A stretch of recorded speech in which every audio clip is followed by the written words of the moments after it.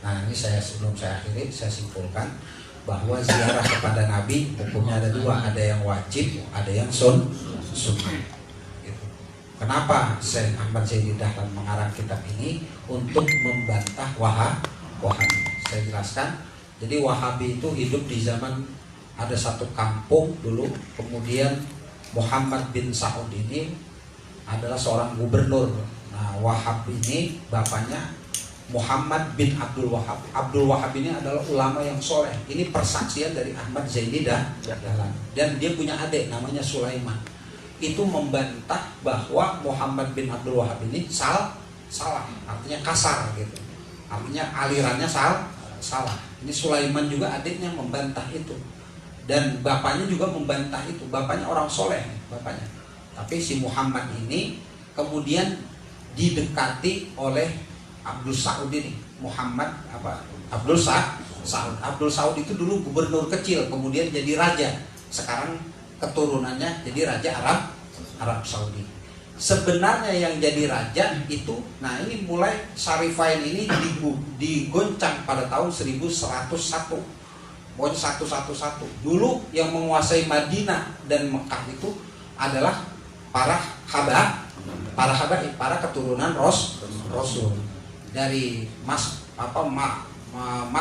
Mas'udi, kemudian Ahmad, terakhir Gulu. Nah Gulu inilah kemudian diprovokasi besar-besaran, kemudian ditumbangkan oleh Muhammad bin Saud ini. Sehingga Muhammad bin Saud punya ketetapan khusus, artinya punya kontrak pada saat itu dengan politik, karena ingin jadi penguasa. Nah lari ke Jeddah si Gulu ini, kemudian kemudian ya mulai kekuatan para habaib tidak ada. Akhirnya sampai sekarang ini ya itu Raja Salman masih keturunan dia, rombongan dia. Mestinya yang jadi Al-Malikul Haramain mestinya dari habaib. Tapi ada habaib yang jadi pemimpin di dunia ini masih di satu negara. Negara mana? Negara Jordania. Nah, tapi Jordania pun gak punya kekuatan. Ya, alhamdulillah masih ada keturunan Syarif. Ya, kalau kekuatan ya dihancurin lagi. Nah, seperti itu. Nah, dari situ kemudian bahwa Muhammad bin Abdul Wahab punya kepentingan dengan dunia politik. Tahun 1948 pun demikian. Perjanjian terjadi karena pada tahun 48 Indonesia udah maju tuh, 45, 46, 47, 48 Indonesia udah maju. Kemudian orang yang haji tahun itu pun ya mungkin susah. Tapi negara yang paling miskin pada saat itu negara Arab Saudi. Nah, tapi kenapa bisa maju tahun 48? Nah, itu ada bargaining khusus dengan Soviet, Inggris dan Amerika.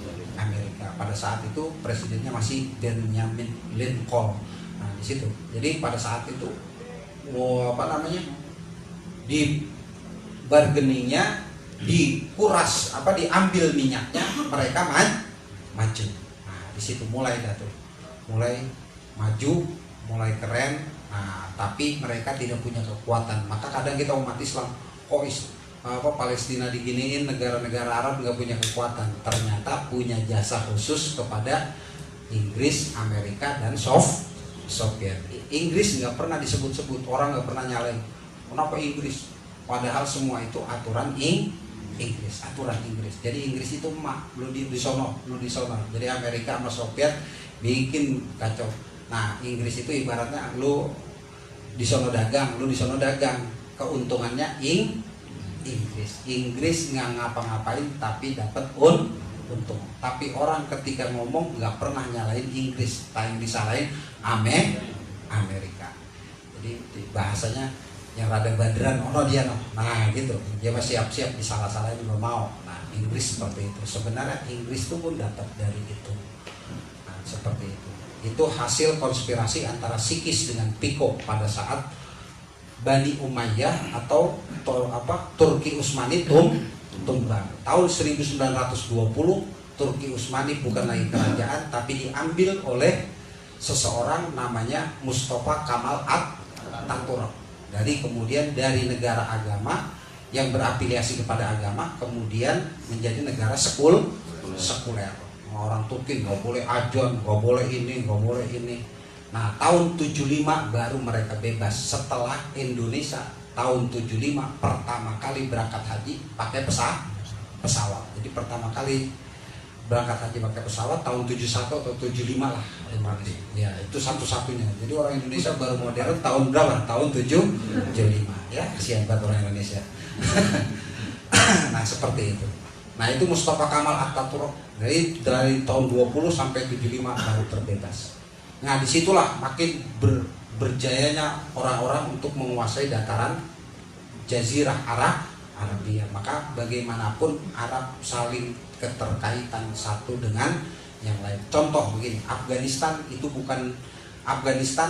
itu dulunya Ahlus Sunnah. Mereka sholawat itu Umar Mukhtar. Nah di Taliban itu sebenarnya buatan dari Wahhabi. Maka Wahhabi itu dananya paukol khoyal, di atas hitungan. Maka bagaimana? Ya kita nih Ahlus Sunnah wal Jamaah harus kokoh, jangan mudah menerima informasi, percaya kepada ulama kita.